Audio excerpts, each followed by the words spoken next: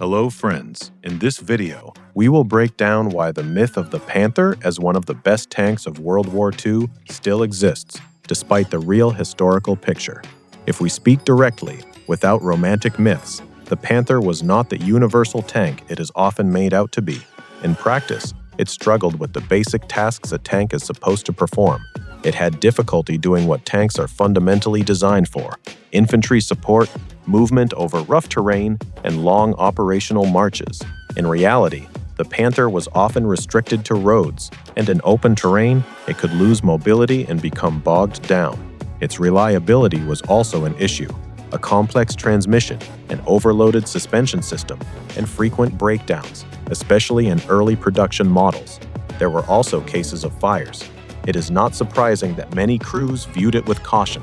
This was a demanding and complicated machine, not a convenient tool of war. Now let's break down why this myth became so persistent. The first reason is Goebbels' wartime propaganda. German propaganda actively promoted new weapons as wonder weapons.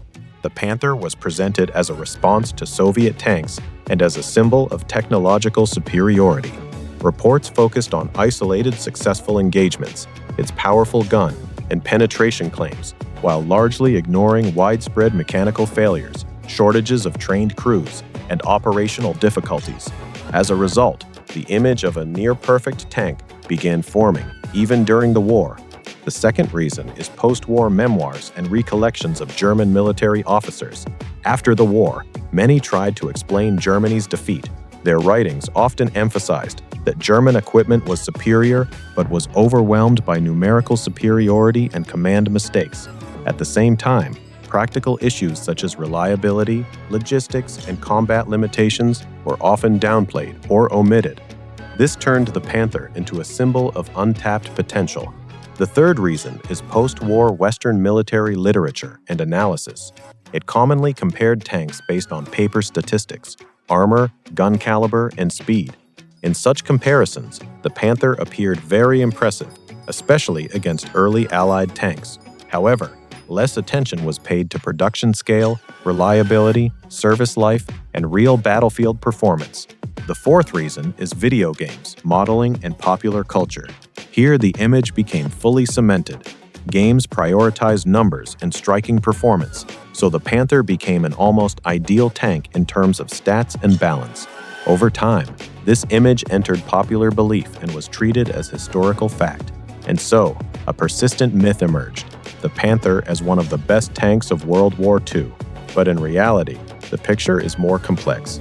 It was a technically interesting machine, but a complicated and not always reliable one, which struggled to consistently perform basic tank roles in a large-scale industrial war.